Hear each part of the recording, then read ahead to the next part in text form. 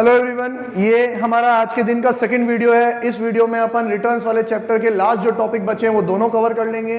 First वाला topic बहुत simple है, छोटी सी एक पॉइंट याद रखना है, और सेकंड वाला पॉइंट समझने में थोड़ा टाइम लगेगा, याद कुछ भी नहीं रखना। और वो सेकंड वाला पॉइंट समझने के लिए हमें थोड़ा हमारा वीडियो का मोड भी चेंज करना पड़ेगा। इस बोर्ड पे सारी इंफॉर्मेशन कवर नहीं हो सकती थी, तो मैं आऊँगा अब आपको वापस से वो हमारे जूम के थ्रू स्क्रीन शेयरिंग वाले वीडियो पे, जिसमें मैं इस पॉइंट की थोड़ी डिटेल बताऊंगा। इंट्रोडक्शन, ब्रीफ सब कुछ यहाँ दे दूंगा, बस वहाँ पे छोटे छोटी डिटेल्स बतानी रहेगी और कुछ भी नहीं। मीन्स यू समझ लो एक लंबी सी लिस्ट है, वो लिस्ट वहाँ जाके पढ़ेंगे, बाकी सब कुछ यही कवर करेंगे। सर कौन सा टॉपिक रह रहा है हमारा? Default delay in furnishing return. सालो तुम अगर रिटर्न फाइल करने में लेट हो जाते हो तो क्या होगा? सर दो सेक्शन है। पहला सेक्शन 46 में वो कहता है कि हम आपको नोटिस भेज देंगे, तुम रिटर्न फाइल नहीं कर रहे हो कोई दिक्कत नहीं, तुम भूल गए तो हम याद दिला देंगे, हम नोटिस भेज देंगे, नोटिस मिल जाए तो 15 दिन के अंदर अंदर रिटर्न फाइल कर देना। कर दोगे तो बहुत बढ़िया। और चलो, हमें नोटिस भेजने की नौबत क्यों आई? क्योंकि आपने टाइम पे रिटर्न फाइल नहीं किया ना, हम आपको नोटिस दे रहे हैं ना। अब आप हमारे नोटिस के बाद करो या और लेट करो या कभी भी तुम्हारी मर्जी पड़ा है जब आप रिटर्न फाइल करो, क्योंकि रिटर्न तो फाइल करना ही पड़ेगा। बिना रिटर्न फाइल करे आप आगे भी नहीं बढ़ सकते। हमने पढ़ा था कि रिटर्न में आपको फीफो मेथड अप्लाई करना पड़ेगा। मान लो छापा पड़ा, प्रोसीडिंग पड़ी और आप कह रहे हो कि चलो इस महीने का रिटर्न फाइल कर देता हूं, पुराने पेंडिंग चल रहे हैं तो नहीं चलेगा। पुराने जो पेंडिंग चल रहे हैं पहले वो लाइन से फाइल करने पड़ेंगे। अब टाइम पीरियड निकल गया और आप ड्यू डेट निकल गई और आप बरसों बाद रिटर्न फाइल कर रहे हो, तो पेनल्टी लगेगी या नहीं लगेगी? जिसको अपन बोलते हैं लेट फीस। कितनी लगेगी लेट फीस? तो ये सेक्शन 47 है आपका लेट फीस के लिए। 46 नोटिस देंगे, 47 लेट फीस। लेट फीस कितनी? 100 रुपए याद कर लो बेटा। कितना? 100 रुपीज पर डे। 100 रुपए प्रतिदिन की रिटर्न लेट फीस आपकी चार्ज होगी। और ये जो कुछ भी मैं पढ़ा रहा हूं, ये हम पढ़ रहे हैं CGST act. Same to same CGST के 100 रुपए हैं तो SGST के भी 100 रुपए हैं, तो मतलब 200 रुपए क्या लगेगी आपकी लेट फीस चार्ज होगी। क्लियर?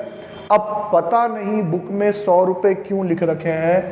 प्रैक्टिकली सरकार ने इस फीस को आधा कर दिया है, 50 रुपए कर दिया है इन लोगों ने। और अगर नील रिटर्न फाइल कर रहे हो तो 25 रुपए कर दिया है। ठीक है, ये मैं अमेंडमेंट्स में से देख के, जब आपको अमेंडमेंट की वीडियो बनाऊंगा तब उसमें से आपको देख के कंफर्म कर दूंगा कि आपके ऊपर ये अमेंडमेंट एप्लीकेबल है कि नहीं है। हाँ, एज पर एक्ट तो 100 रुपए लिखा हुआ है। डन। थोड़ा सा फॉर्मली पढ़ लें कि यार डिले या डिफॉल्ट लेट हो गए आप लोग, तो क्या section 46 read with rule 68, read with rule 68, 46 68। ठीक है, नोटिस भेजेंगे हम आपको, नोटिस टू रिटर्न डिफॉल्टर, कि जो भी डिफॉल्टर है उसको नोटिस मिल जाएगा। डिफॉल्ट इन फाइलिंग, सर किस चीज का नोटिस मिलेगा? तो 46 कवर करता है इन सारे रिटर्न को। नॉर्मल रिटर्न अंडर सेक्शन 39 में कौन सा था? 3, 4 और 5। तो देखो 1 कवर नहीं हुआ, GSTR 1 का नोटिस नहीं भेजेंगे। किसका नोटिस भेजेंगे? 3 का, 4 का और 5 का नोटिस भेजेंगे। एनुअल रिटर्न अंडर सेक्शन 44, तो GSTR 9 और 9A। तो बेटा इस पे स्टार लगा लो। ये एक तरीके से आपकी समरी भी हो गई कि कौन सा रिटर्न किस सेक्शन में आ रहा है और उसका फॉर्म नंबर क्या है। अंडर सेक्शन 39 3, 4 और 5 आ रहे हैं, GSTR 3, GSTR 4, GSTR 5। Under section 44 GSTR 9 और 9A आ रहे हैं। अंडर सेक्शन 45 GSTR 10 आ रहा है। अंडर सेक्शन 52 GSTR 8 आ रहा है, जो आपके सिलेबस में नहीं है। इसके बारे में अभी अपन ने पढ़ा नहीं है, ये आपके सिलेबस में नहीं है। कौन सा वाला है? ये TCS वाला है, टैक्स कलेक्टेड एट सोर्स वाला है। बाकी तीनों तो अपन ने डिटेल में पढ़ लिए। तो अगर आप 3, 4, 5, 6, 7 भूल जाओ, 8, 9 और 10 किसको भूल जाओ? 1, 2 को भूल जाओ और 6, 7 को भूल जाओ। 1, 2 को भूल जाओ और 6, 7 को भूल जाओ। सर 1, 2 क्या है? Outward supply 1, inward supply 2, 3, 4, 5, input service distributor 6, TDS वाला 7, TCS 8, एनुअल रिटर्न 9 और फाइनल रिटर्न 10। तो 3, 4, 5, 8, 9, 10, 3, 4, 5, 8, 9, 10। 2 छोड़ो 3, 4, 5, 2 छोड़ो 8, 9, 10, 1, 2 छोड़ो 3, 4, 5, 6, 7 छोड़ो 8, 9, 10। इन रिटर्न्स को आपने फाइल नहीं किया तो आपके पास नोटिस आएगा। नोटिस आएगा तो नोटिस क्या कहेगा, 15 दिन के अंदर अंदर रिटर्न फाइल कर दो। सर नोटिस आया और 15 दिन के अंदर अंदर हमने रिटर्न फाइल कर दिया तो क्या लेट फीस नहीं लगेगी? नहीं बेटा, नोटिस तो बहुत लेट आता है। नोटिस नहीं आया, तू एक दिन से भी चूक गया तो एक दिन के भी 200 रुपये, 100 रुपये CGST, 100 रुपये SGST तो लगेगा ही लगेगा, लेट फीस तो लगेगा ही लगेगा। नोटिस में तो बस आप इतना बात याद रखा करो कि जिसको अपन बोलते हैं show cause notice. Show cause notice मतलब हमें लग रहा है कि तुम्हारे ऊपर इतने टैक्स की लायबिलिटी है, तुमने पे नहीं करा तो तुम्हारे को ये टैक्स भी पे करो और उसके साथ साथ इतनी पेनल्टी भी पे करो। तो अगर वो शो कॉज नोटिस के अगेंस्ट में आप रिप्लाई में वो टैक्स जमा करा दो तो पेनल्टी बच सकती है। शो कॉज नोटिस का मान रखने से पेनल्टी बच सकती है, लेट फीस नहीं बचेगी। लेट फीस तो लगेगी ही लगेगी। सर कितनी लगेगी? तो 2 पार्ट बनाया उसका। पहला पार्ट GSTR 1, 3, 4, 5। सर 2 नहीं आया बेटा, 2 क्यों नहीं आया? क्योंकि 2 तो डिफर कर रखा है, अभी पे करने की जरूरत ही नहीं है, वो तो ऑटो पॉपुलेट अपने आप ही हो जाता है। ठीक है, तो 1, 3, 4, 5। सर 6, 7, 8, 9 नहीं आया। हाँ उसमें नहीं है, उसमें पेनल्टी नहीं है। 8, 9, 9 मतलब एनुअल रिटर्न में भी पेनल्टी नहीं है। सर 10 आ गया, फाइनल रिटर्न पे पेनल्टी है? हाँ पेनल्टी है। सर कितनी पेनल्टी है? 100 रुपीज़ पर डे और 5000 विच एवर इज लोअर। मतलब ये जो 5000 है ये कौन सी लिमिट है? मैक्सिमम वाली लिमिट है। 5000 से ज़्यादा की लेट फीस नहीं लगेगी। नहीं तो हम तो साल भर चूक गए, अगले साल रिटर्न फाइल करें 365 इंटू 100 कर लोगे आप तो साला 36,500 कर लोगे। नहीं नहीं नहीं, मैक्सिमम 5000, CGST 5000, SGST 5000, दोनों चीज़ सिर्फ और सिर्फ CGST की है।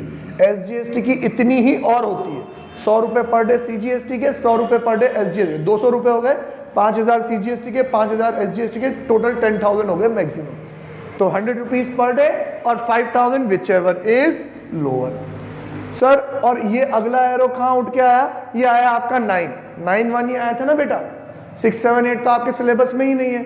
9 यहाँ चुक गया ना, 9 वाला एनुअल रिटर्न था, तो एनुअल रिटर्न के लिए भी वापस से 100 रुपये पर डे, या फिर ये भारी है थोड़ा, एनुअल है, साल भर का है, बाप है इनका। क्या बोला? 0.25% of turnover, 0.25% of turnover whichever is lower. Sir क्या whichever is lower? Higher नहीं, हाँ विच एवर इज लोअर। क्यों बेटा? क्योंकि कोई छोटा व्यापारी है, उसका टर्नओवर ही इतना नहीं है, उससे तुम 100 रुपये पर दिन के एनुअल रिटर्न के चार्जेस लेने लग जाओ। एनुअल रिटर्न फाइल करने के लिए तुमने 9 महीने ऑलरेडी दिए, उसके बाद भी कुछ हो तो वो 3 महीने 4 महीने लेट हो जाए तो बहुत लंबा हो जाता है। तो सिर्फ 0.25 पर रिटर्न, ठीक है। तो इसका मैक्सिमम इससे भी ज़्यादा आ सकता है, 5000 से भी ज़्यादा आएगा। जो टर्नओवर होगा उसका 1/4%, then whichever is lower. तो ये कंप्लीट हुआ हमारा डिफॉल्ट और delay, 46 and 47, 46 notice, 47 late fees. अब आते हैं अपन goods and service tax practitioner, जिसको अपन बोलते हैं GSTP। क्या बोलते हैं बेटा? GSTP, goods and service tax practitioner. तो कौन होता है ये goods and service tax practitioner?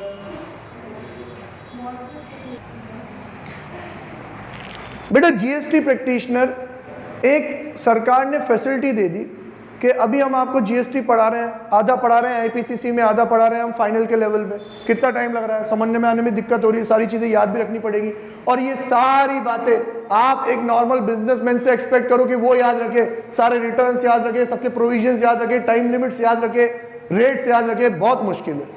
तो वो तो सिंपल क्या करता है, कंसल्टेंट चुन लेता है, वो कंसल्टेंट उसके बदले में रिटर्न फाइल करता है। अब कंसल्टेंट चुन लेता है तो प्रॉब्लम क्या होती है कि आप रिटर्न जो एक डीलर को फाइल करना चाहिए, अब उसके बिहाफ पे कौन फाइल करता है? कंसल्टेंट।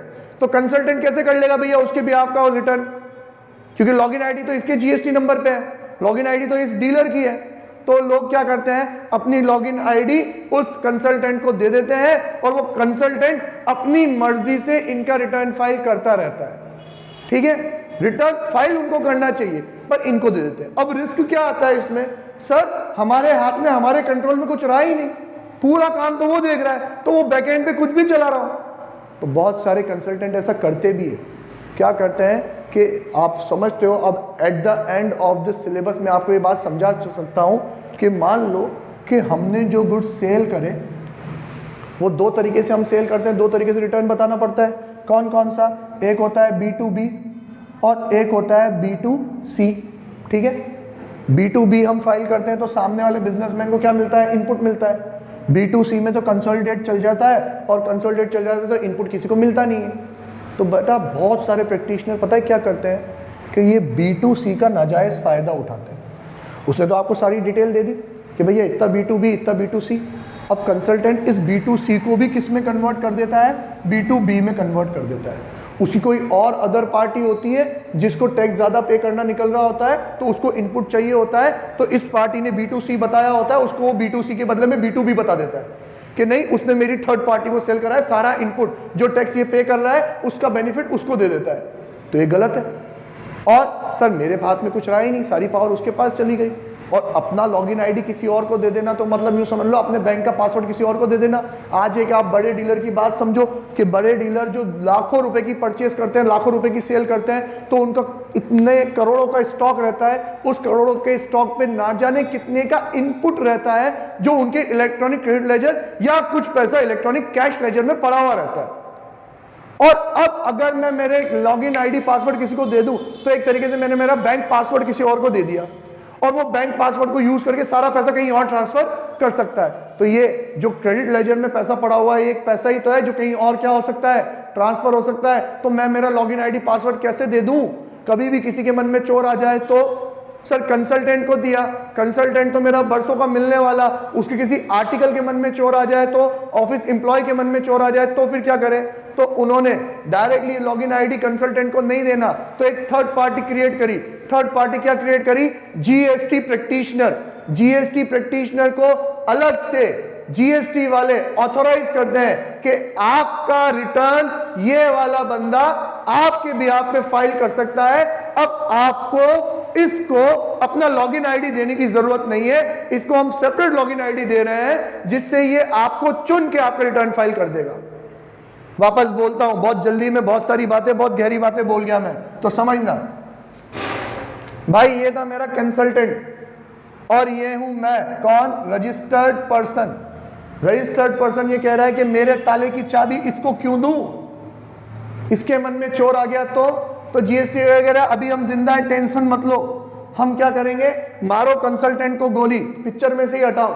हम कह रहे हैं कि हम आपको लाके दे रहे हैं एक ऐसा पर्सन जिसको हम कहेंगे GSTP, goods and service tax practitioner.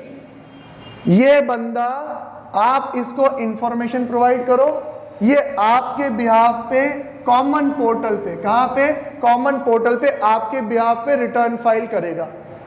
आपको इसको अपनी लॉगिन आईडी देने की जरूरत नहीं है, हम इसको इसका सेपरेट लॉगिन आईडी देंगे। आप अपनी लॉगिन आईडी पे, जहां पे आपको सारे जीएसटी प्रैक्टिशनर की लिस्ट आएगी, क्लिक करोगे तो सारे, जैसे बैंक की लिस्ट आती है वैसे इसकी लिस्ट आएगी। आप एक को सेलेक्ट करो, उसको ऑथोराइज करो, उसको ऑथोराइज कर दोगे तो उसके पोर्टल पे आपके रिटर्न फाइल करने की फैसिलिटी आ जाएगी। वो आपका जीएसटी नंबर डाल के आपका रिटर्न अपने आप ही फाइल कर देगा। और जितनी आप इसको पावर दोगे ना, उतना ही ये काम कर पाएगा। मैं कह रहा हूं कि यार जीएसटीआर 1, 2, 3 फाइल करने में कोई प्रॉब्लम नहीं है, प्रॉब्लम तो सिर्फ इनपुट आउटपुट के एडजस्टमेंट में ही होती है। तो भाई ले, तेरे को मैंने जीएसटीआर 1 का एक्सेस दे दिया, जीएसटीआर 2 का एक्सेस दे दिया, 4 का दे दिया, 5 का दे दिया, 3B का नहीं दिया, वो इनपुट आउटपुट एडजस्टमेंट मैं करूंगा। तेरे को बाकी सारे जो जिसमें हम इनवॉइस वाइज डिटेल फाइल करनी होती है जीएसटीआर 1, उसका तेरे को एक्सेस दे देते हैं। तो अब सर एक्सेस तो दे ही दिया ना, B2C B2B तो वो भी कर सकता है ना? नहीं बेटा, नहीं कर सकता। वो अब ये इससे डिटेल लेके जीएसटीआर रिटर्न प्रिपेयर करके सबमिट करने से पहले विंडो ओपन होगी इसके यहां, इसके पोर्टल पे, कि आपके प्रैक्टिशनर ने ये डेटा प्रिपेयर किया है, चेक कर लो, चेक कर लो और कंफर्म कर दो। कंफर्म करोगे तो रिटर्न फाइल होगा, नहीं तो रिटर्न फाइल नहीं होगा। मतलब एक कंफर्मेशन का क्या दे दिया आपको? अधिकार दे दिया कि अब ये अपनी मर्जी से कुछ नहीं कर सकता। आप इसका राइट थोड़ा सा लिमिट कर सकते हो, जितना अधिकार देना चाहते हो उतना दे सकते हो, और भी ये जो भी काम करेगा आपकी कंसेंट लगेगी। इसका लॉगिन आईडी अलग है, आप अपने लॉगिन आईडी से सिर्फ कंफर्मेशन दे दो, कंफर्मेशन दोगे तो चीज़ें सबमिट होगी, नहीं तो सबमिट नहीं होगी। क्लियर? तो ये था हमारा पूरा जीएसटी प्रैक्टिशनर की पिक्चर।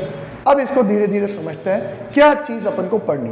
बेटा इसमें कुछ रूल्स एंड रेगुलेशन आते हैं कि कौन जीएसटी प्रैक्टिशनर बन सकता है, कौन नहीं बन सकता, उसके पास क्या क्वालिफिकेशन होगी। तो वो सारी क्वालिफिकेशन में यहाँ लिखने जाता है तो बहुत बड़ा हो जाता है और बुक में ऑलरेडी है। तो मैं यहाँ पे आपको बुक का रेफरेंस दूंगा कि आप सिर्फ रेफरेंस नंबर लिख लो और बुक में जाके लास्ट पेज है आपके उसका लेटेस्ट रिकैपिटुलेट के ऊपर वो वाला पॉइंट आप पढ़ लेना। हम क्या क्या कवर करेंगे वो मैं यहाँ बता देता हूँ कि जीएसटी प्रैक्टिशनर क्यों। तो ये मैंने बताया कि भाई उसका सेपरेट लॉगिन आईडी होगा, एक फैसिलिटेशन होगी रिटर्न फाइल करने और आपके पास कंफर्मेशन का पावर रहेगा। इसलिए हम क्या चाहते हैं कि एक सेपरेट अथॉरिटी होनी चाहिए। तो why for facilitation of only return नहीं, कंप्लायंस प्रोसीजर। कंप्लायंस प्रोसीजर मतलब रिटर्न भी है, ई वे बिल भी है और रिफंड की एप्लीकेशन भी है, बहुत सारी चीजें हैं। तो पूरे कंप्लायंस प्रोसीजर को फैसिलिटेट करने के लिए हम ये प्रैक्टिशनर का फंडा लाए। Now who can be eligible person. मन में आया, मुंह उठाया, मुंह धो के प्रैक्टिशनर बनने चले गए, नहीं भाई, एग्जाम होता है और टाइम टू टाइम एग्जाम होता है। सारे एग्जाम पास करते रहोगे तो बने रहोगे। एग्जाम में किसी भी एग्जाम में फेल हुआ तो वो आपसे हो सकता है कि आपकी एलिजिबिलिटी छीन ले, आपको जीएसटी आपका जीएसटीपी लाइसेंस कैंसिल कर दे। तो टाइम टू टाइम एग्जाम होते हैं, आपके पास एलिजिबिलिटी होनी चाहिए कि आप इतने काबिल हो। ठीक है, तो हम एलिजिबिलिटी भी बताएंगे लॉ की तरह कि कॉन्ट्रैक्ट किसके साथ हो सकता है, भैया माइनर नहीं होना चाहिए, अनसाउंड माइंड नहीं होना चाहिए, इंसॉल्वेंट नहीं होना चाहिए। तो सारी बात यहाँ पे भी अपन पढ़ेंगे बुक में। देन विद रिक्वायर्ड क्वालिफिकेशन कि क्या क्या क्वालिफिकेशन आपके पास होनी चाहिए, कितने पढ़े लिखे होनी चाहिए, इतनी मिनिमम क्वालिफिकेशन होगी तो ही आप फाइल जीएसटीपी बन सकते हो, नहीं तो नहीं बन सकते। हाउ, कैसे बनोगे, तो उसके अप्रूवल लेने का पूरा एक प्रोसेस है, पूरा प्रोसीजर है एनरोलमेंट होने का कि आप, मैं सर जीएसटी प्रैक्टिशनर बनना चाहता हूं तो कैसे होगा, वो उसका प्रोसीजर वो भी मैं बुक में बताऊंगा, फ्लो चार्ट दे रखा है। नेक्स्ट व्हाट, ये प्रैक्टिशनर काम क्या करेगा। तो देखो कुछ मैंने लिख दिए हैं, बाकी हम वहां पढ़ेंगे। सर रिटर्न फर्निश करने का काम कर सकता है ये, सर चालान प्रिपेयर करने का काम कर सकता है ये, सर ईवे बिल का काम कर सकता है। ये 3 काम ऐसे हैं जो रेगुलर होते हैं, हर महीने के महीने होता है, तो वो काम ये कर सकता है एक्सेट्रा। डन। इसके बाद अदर पॉइंट्स, और क्या पॉइंट्स हमें इसमें पढ़ने हैं। तो बेटा ये लाइन बाय लाइन आपके बुक में है, मैंने बुलेट पॉइंट्स बता दिया आपको पढ़ने। ठीक है, अदर पॉइंट्स क्या, सर इस जीएसटी प्रैक्टिशनर को ऑथोराइज करना है अपन को, कौन करेगा, वो रजिस्टर्ड पर्सन करेगा ऑथोराइज कि हाँ मेरा रिटर्न ये फाइल कर दे। देन उसको एक्सेस दे सकता है, जितना चाहे उतना ऑथोराइज कर सकता है। ऐसा नहीं कंप्लीट सारी पावर है उसके पास, नहीं सिर्फ रिटर्न कर सकता है, सिर्फ ईवे बिल कर सकता है, नहीं सिर्फ ये चालान पे कर सकता है, नहीं ये रिफंड भी कर सकता है, चलो रिफंड की एप्लीकेशन भी डाल सकता है। तो आप इसका एक्सेस लिमिट कर सकते हो। देन कंफर्मेशन, हाँ इंपॉर्टेंट वाली बात, मैंने अथॉरिटी दे दी तो इसका मतलब ये नहीं है एक बार अथॉरिटी दी मन में आए जो करे, नहीं, हर रिटर्न हर कंप्लायंस के पहले मेरा कंफर्मेशन चाहिए। और कंफर्मेशन में हम ये बात पढ़ेंगे कि कंफर्म करने के लिए एक टाइम पीरियड है, अगर आपने नहीं किया तो हम मानेंगे डीम्ड कंफर्मेशन। क्योंकि यार रेगुलर बेसिस पे है ना, बार बार मेरे को कंफर्म करने जाना पड़े तो मेरे को ये भी मुसीबत लगती है। तो उन्होंने कहा कि ठीक है हम टाइम पीरियड दे रहे हैं, उतना टाइम पीरियड में कंफर्म कर दे रहे हो, ठीक है, नहीं तो डीम्ड कंफर्मेशन मान लेंगे। Next due diligence and DSC. साला ड्यू डिलीजेंस मतलब समझदारी से ध्यान में रखते हुए एसएससी का फायदा कराते हुए आपको रिटर्न फाइल करना है और अपना डिजिटल सर्टिफिकेट लगाना पड़ेगा, डिजिटल सिग्नेचर सर्टिफिकेट, डीएससी मतलब डिजिटल सिग्नेचर सर्टिफिकेट अटेस्ट करना पड़ेगा उसको। देन कैंसिलेशन, डिपार्टमेंट चाहे तो आपका प्रैक्टिशनिंग लाइसेंस कैंसिल कर सकती है, क्या नौबत आएगी तो कैंसिल करेंगे, वो बात अपन वहां पढ़ेंगे। तो ये वीडियो एंड हुआ, इसी के बाद हाथों हाथ में वो स्क्रीन शेयरिंग वाली वीडियो जिसमें आपके बुक खोल के आपको सारी बातें पढ़ाऊंगा कि बेटा जो वहां बोला था ना वो देखो यहाँ लिखा हुआ है, ये लिखा हुआ है, बेटा वो जो एलिजिबिलिटी की बात करी थी ये रही एलिजिबिलिटी के क्राइटेरिया, बेटा वो जो क्वालिफिकेशन की बात करी थी ये रही क्वालिफिकेशन के क्राइटेरिया, बेटा वो जो प्रोसीजर बोला था ये रहा बेटा प्रोसीजर। तो सारी बातें मैं आपको नेक्स्ट वीडियो में आपको दे रहा हूँ। ठीक है, इस अगले वीडियो के बाद आपका सिलेबस खत्म हो जाता है। आज के लिए इतना ही, फिर मिलते हैं अपन नेक्स्ट वीडियो में। Bye, tata, see you.